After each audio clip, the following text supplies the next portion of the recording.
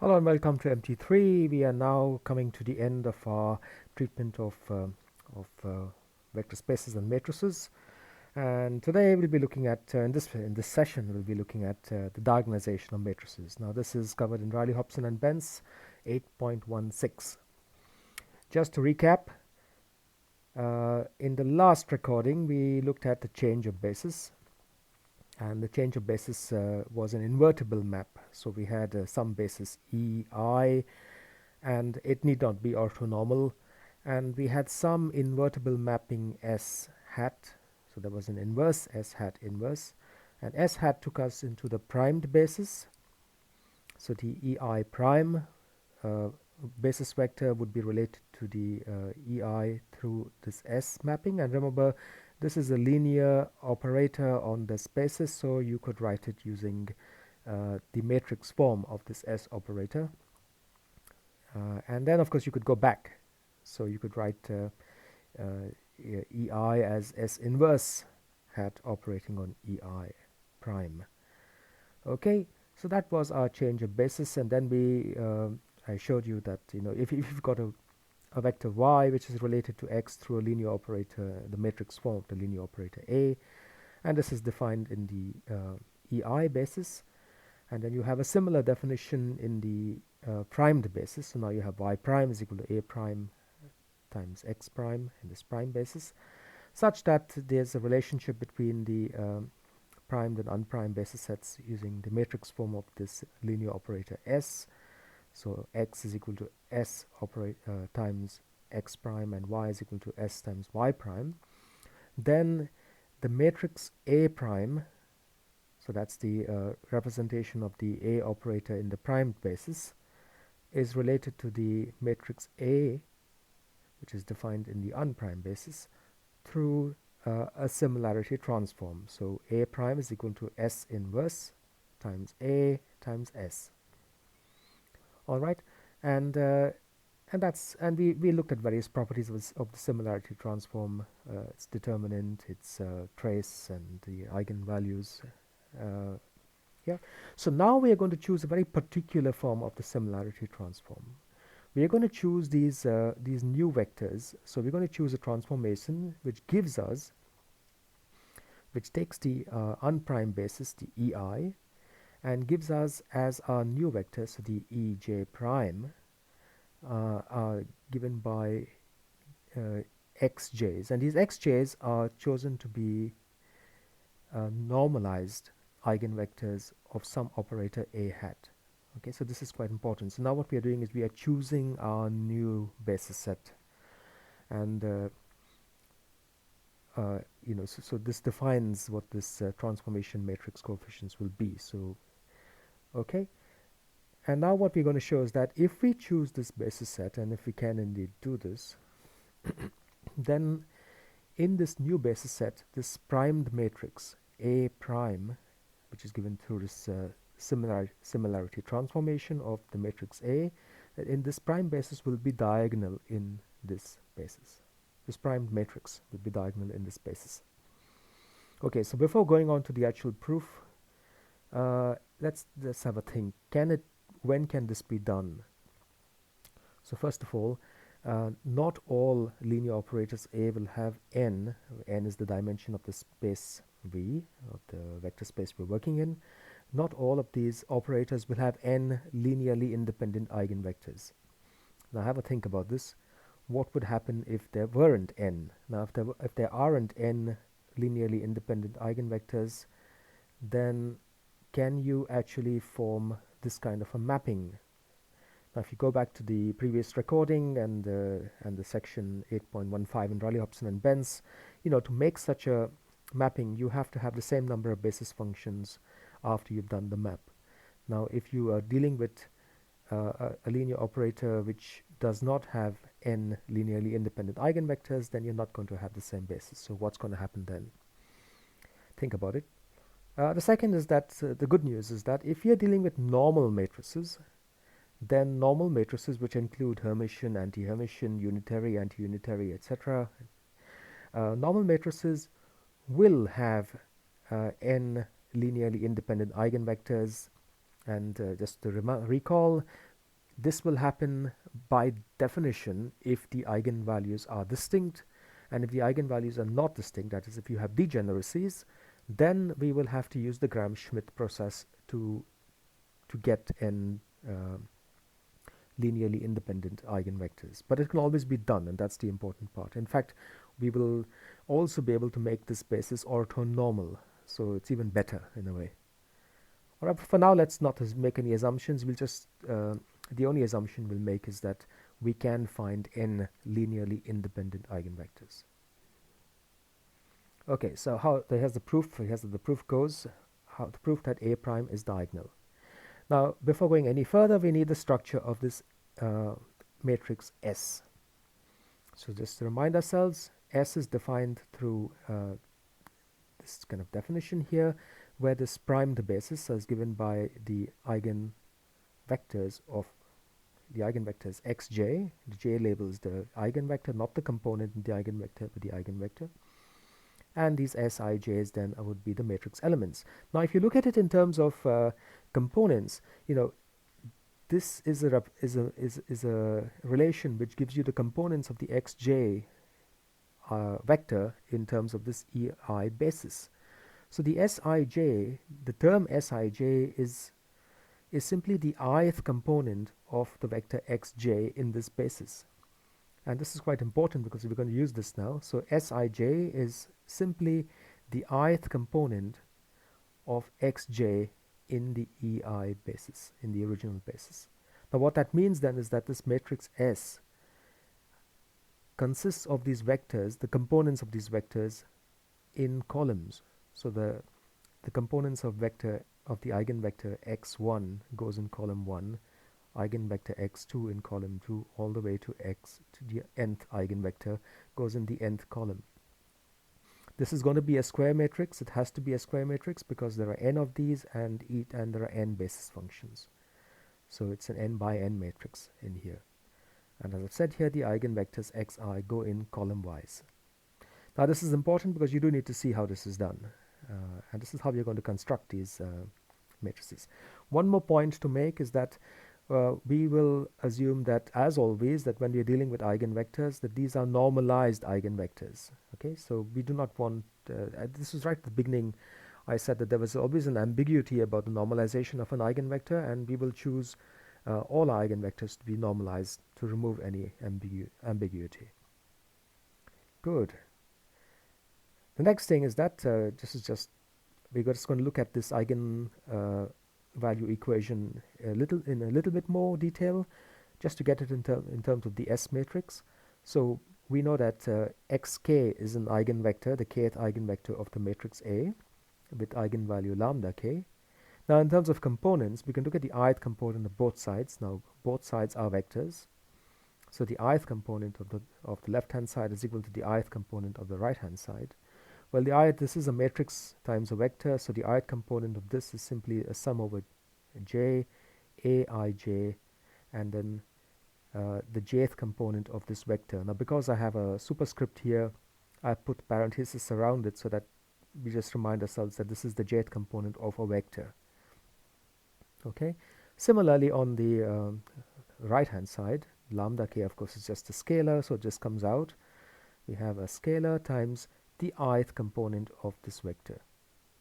Now if we use this this relationship between the eigenvectors and the components of the S matrix, what we see then is that this eigenvalue problem can be written in terms of matrices as follows. So you get a sum over j, aij, and this is simply sjk. Remember the k, the vector k, xk goes in the column, so this is the column index, and the components of this column vector are the j's, the rows. Similarly here, we get lambda k times sik. Now we're going to make use of this in this proof.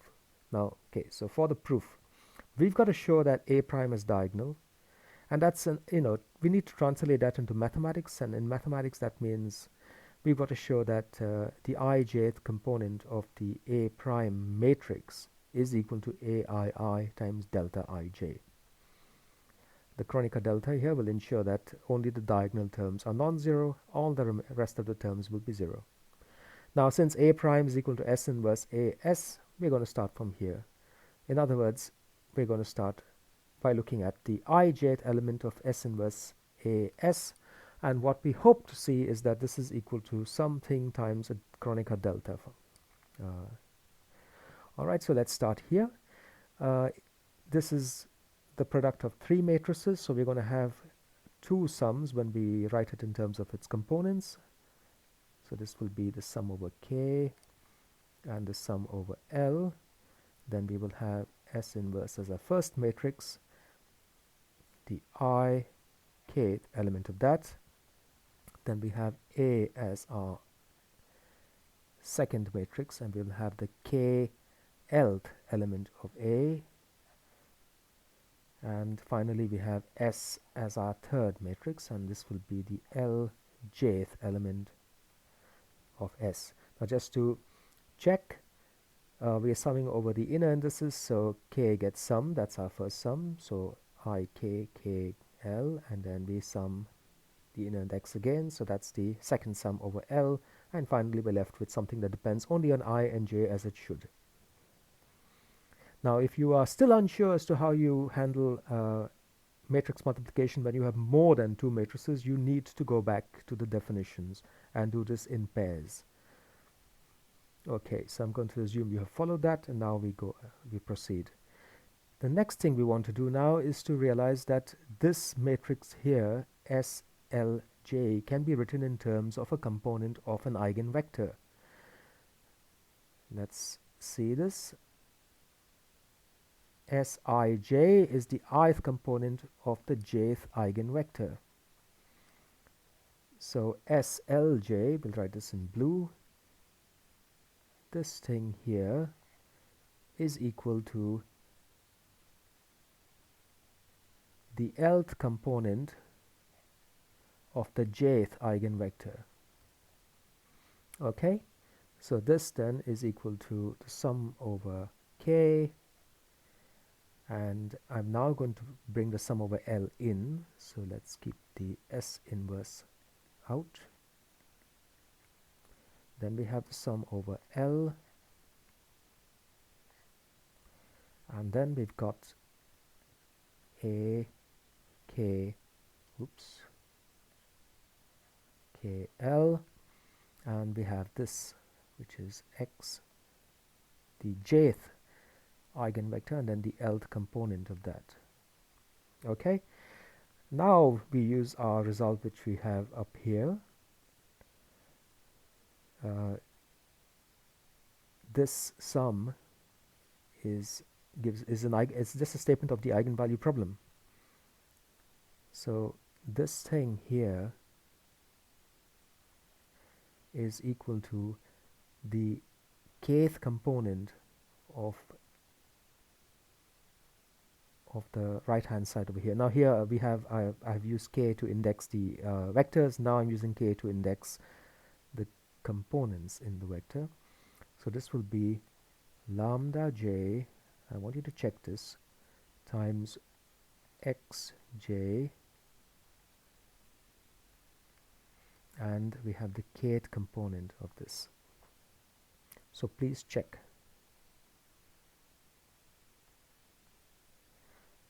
Okay, and of course we can write it back in terms of the S matrix. This is just lambda j times, if I put back the S matrix, we will have the k jth element of the S matrix. So this then becomes the sum over k, then we have lambda j, and then we've got S inverse I k, and S, this is a matrix, k j. Now the lambda j can come out. Let's go to the next page and finish this there. So that's equal to lambda j, and this sum, so sum over k, S inverse I k, S k j, is simply the ijth element of this product. But the ijth element of that product is its S inverse times S, so that's equal to lambda j times the identity ij, and that's equal to lambda j times delta ij. Okay, and now we've got it in the form. Therefore, A prime, which is equal to S inverse A S, is diagonal, and the diagonal elements of A prime are the eigenvalues.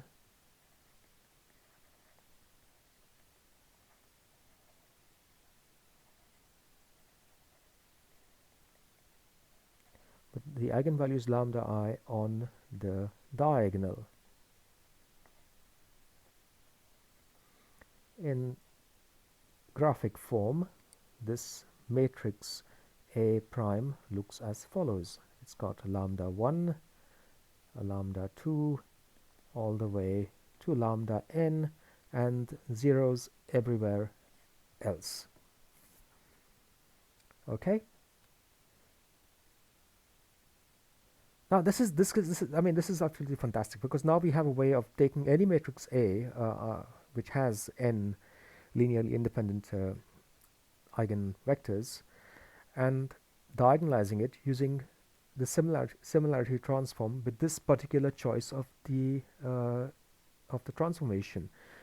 We take the normalized eigenvectors of A in the columns of this transformation matrix S, and find S inverse, and then operate S inverse AS to give us a matrix A prime, which will be diagonal with these eigenvalues on the diagonal. All right. Now there's a special case here, so that completes the proof.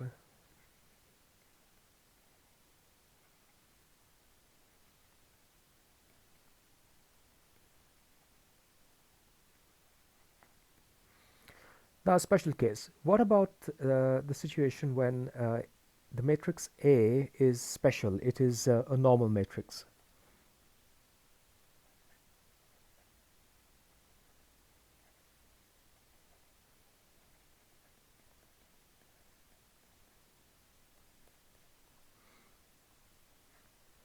Now, when A is a normal matrix, its eigenvalues are special.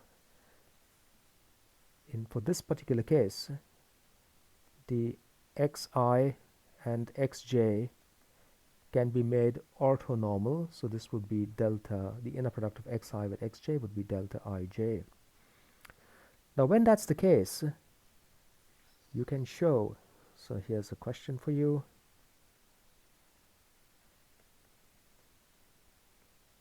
Show that in this case S inverse is equal to S dagger. In other words, the S matrix is unitary.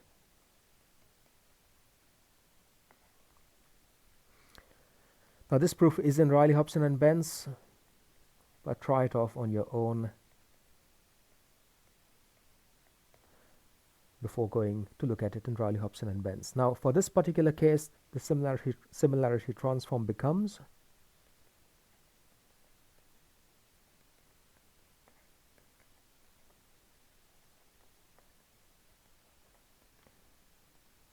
A prime is equal to, where we had an S inverse, we now have an S dagger, A S.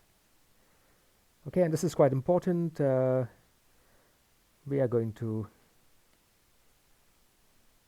make use of this quite often. All right, so let's make a pause here. Okay, a couple of results before we move on, and this is stuff which we have kind of observed before when we found the eigenvectors and eigenvalues of a couple of matrices. One of the observations we made was that the trace of the matrix is equal to the sum of the eigenvalues, and the determinant of the matrix was equal to the product of the eigenvalues. And now the proof should be quite obvious. Now in the last recording we showed that the trace of the matrix A prime, which is related to A through a similarity transform, these trace is invariant. So the trace of A prime is equal to the trace of A. But A prime is a diagonal matrix and it's of this form. So the trace of A prime, which is equal to the trace of A, is simply the sum of the eigenvalues. So that's our first relation here. We also showed in the last recording that the determinant of A prime is equal to the determinant of A. And if you haven't seen how we prove these things, please go back and have a look or try it yourself. Now, because A prime, is a diagonal matrix, whoops, it means that the determinant of A prime, and I worked this off if you're not sure how this happens, the determinant of A prime is simply the product of the diagonal terms. Remember, there are zeros everywhere else, and all you get is the product of diagonal terms. Which means we have the determinant of A prime, which is equal to the determinant of A, is this product of the eigenvalues. All right, and this sort of proves what we had numerically observed, sort of an experimental numerical experiment. You know, we made these observations, and now this is why this in fact is the case. Let's now go to one of the worked examples in Riley, Hobson and Benz in section 8.16. This is the one. It's on page 2. No, I should never do that. Oh, here we are, page 287. Yeah. Some time ago we had worked on the diagonalization of this particular matrix. We found the eigenvalues and eigenvectors. The eigenvalues were 4, minus 2, minus 2. This was the case of degeneracies, and we had to work to find these normalized eigenvectors. We did find them. Now what you can do now is simply put these eigenvectors into this S matrix. Remember, you have to normalize them, and this is where the 1 over root 2 comes from.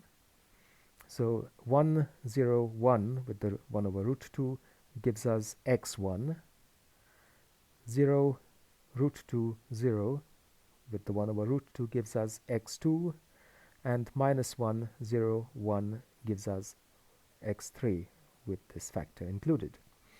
Now I'd like you to try this out on your own. So simply compute. This is in fact one of the problems in one of the exercises or homeworks. I can't remember which one now. Simply compute S dagger AS. This is the similarity transformation. Now why have I used S dagger and not S inverse? That's a question for you. This can only be done if this matrix A is normal. Now prove it to yourself that this is a normal matrix. And if it is normal, then you can use S dagger AS. And this is now a lesson in a bit of tedium. You have to multiply 3 matrices, and when you do it, you get this last matrix here, which has on its diagonal the eigenvalues 4, minus 2, minus 2. And they will appear in the order in which you place the eigenvectors here. The eigenvalue 4 corresponds to the eigenvector 1 over square root of 2, 1, 0, 1. And the eigenvalues of minus 2 correspond to the second 2 columns.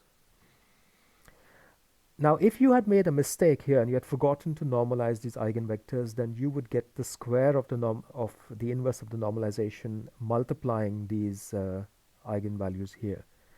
And if you end up with you performed S dagger AS and you get something that is diagonal but you don't have the eigenvalues on the diagonal, then you have probably forgotten to normalize the eigenvectors in the S matrix.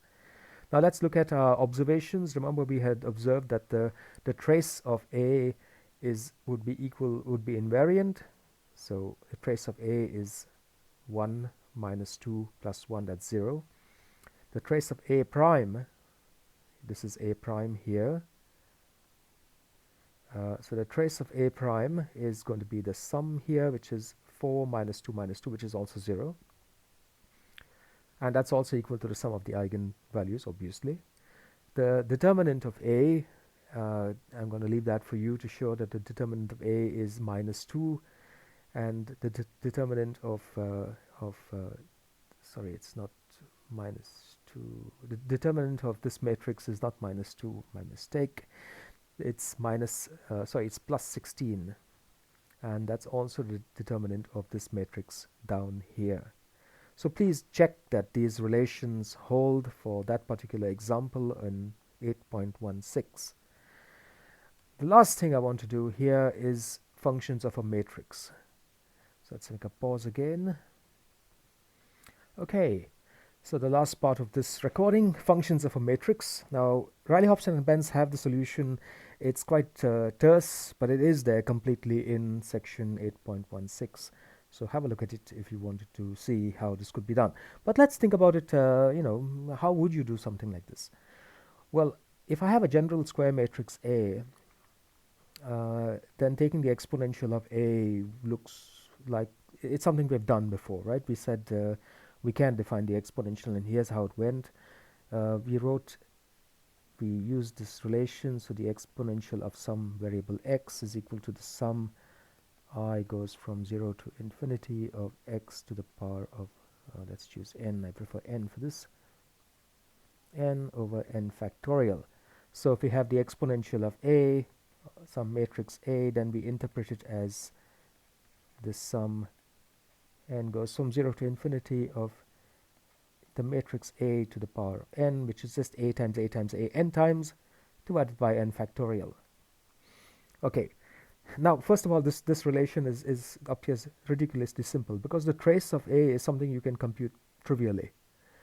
And then taking the exponential of this trace of A, which is just a number, is really very simple.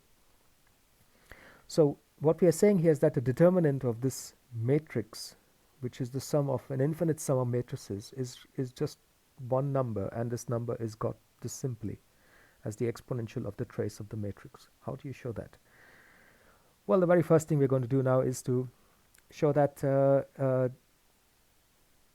the exponent, the determinant. So we're going to show that see, we can't work with the determinant of any old matrix A. We know how to take the determinant of a diagonal matrix. That's easy. But taking the determinant of a matrix that is not diagonal is not easy.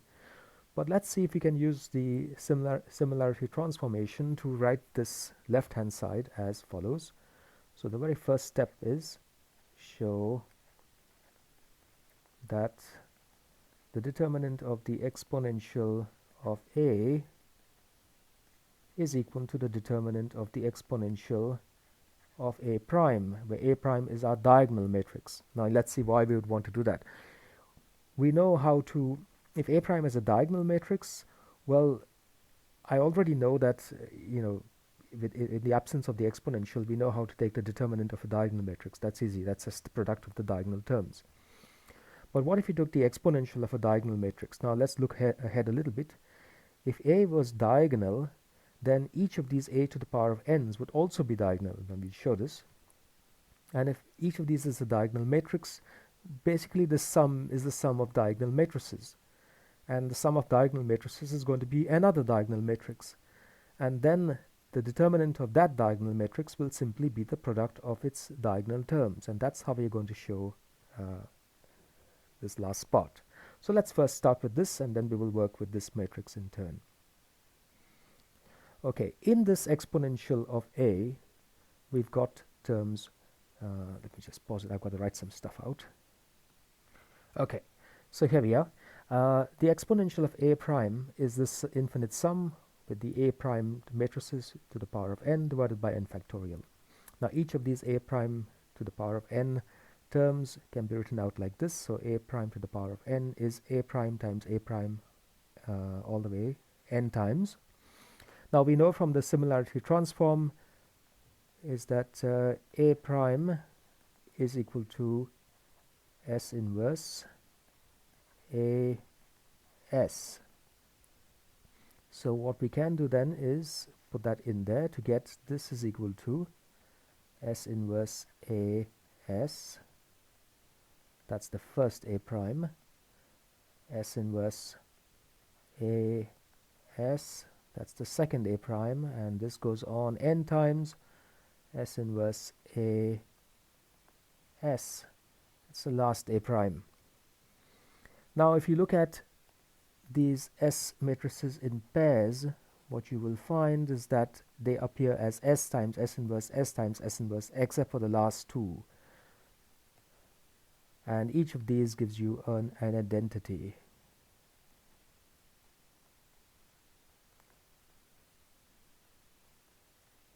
Yeah, so what we then get is this whole thing is equal to S inverse of A times A times A, and these A's will appear n times, and then we end with an S.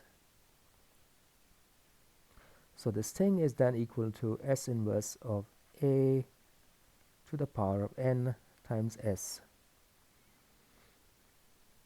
And now if you realize that each of these terms can be written in this form, what we have done then is to show that this exponential is equal to the sum n is 0 to infinity of S inverse A to the power of n, and that's equal to, we can pull out the S inverse,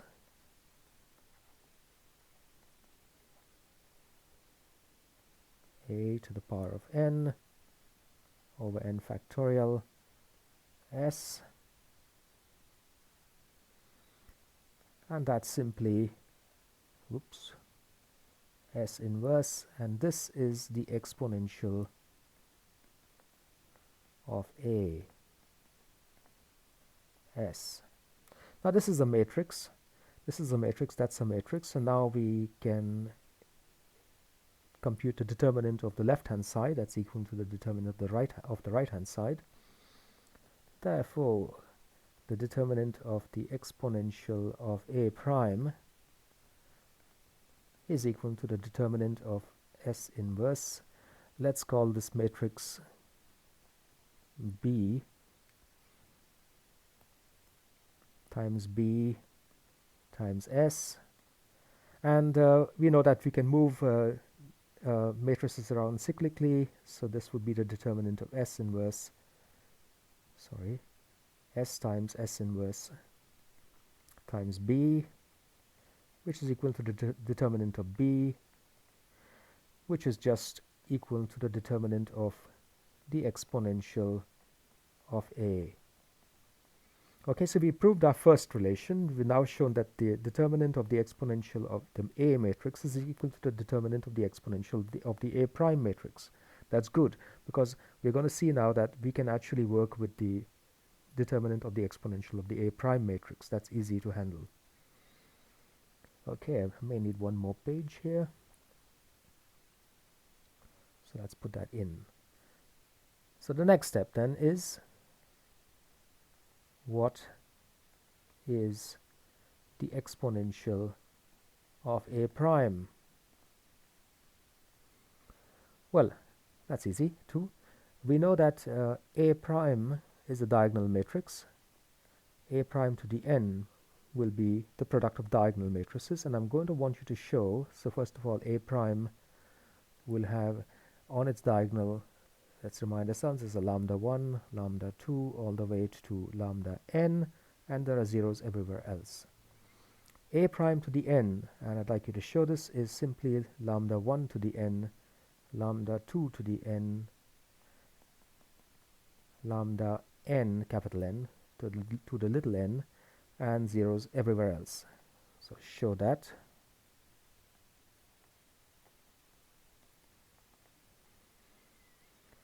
Okay, and then if you add all these diagonal matrices together, therefore the exponential of A prime, which is going to be the sum, I'm going to write this out so you can see it more easily. It's 1 over n factorial, and then you're going to have lambda 1 to the n, lambda 2 to the n, all the way to lambda capital N to the little n, zeros everywhere else. You're adding up all these things, and we know that the sum of determinants is equal to the sum of the terms in each determinant. So we can now simply pull the sum into the determinant to give us the sum. N goes from 0 to infinity, of 1 over lambda 1 to the n over n factorial. then we have the sum, n goes from 0 to infinity of lambda 2 to the n over n factorial, and this will go on.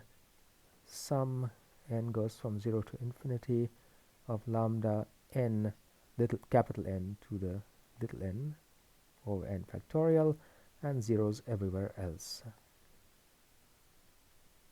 But that's simply the determinant which has got the exponential of lambda 1, the exponential of lambda 2, all the way to the exponential of lambda n, and zeros everywhere else.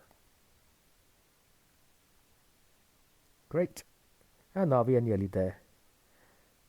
Therefore, this is the last line of this proof, I think. The determinant of the exponential of a, which is what we wanted, is equal to the determinant of the exponential of a prime, which is what we showed in the previous step. And that's equal to, well, the determinant of this matrix is simply the product of these terms. So the product of the exponential of lambda I, but the product of exponentials is equal to the exponential of the sum over I lambda I, but the sum of the lambda I is the trace of a prime, but the trace of a prime is equal to the trace of a.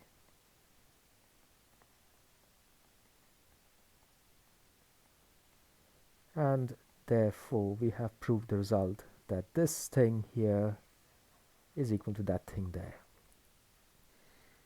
Okay, and at this point I'm going to end our treatment of diagonalization of matrices. Now the only way you actually follow this is by working examples and going over the theorems we have seen previously and showing that they work when we use the similarity transformation as we have done here.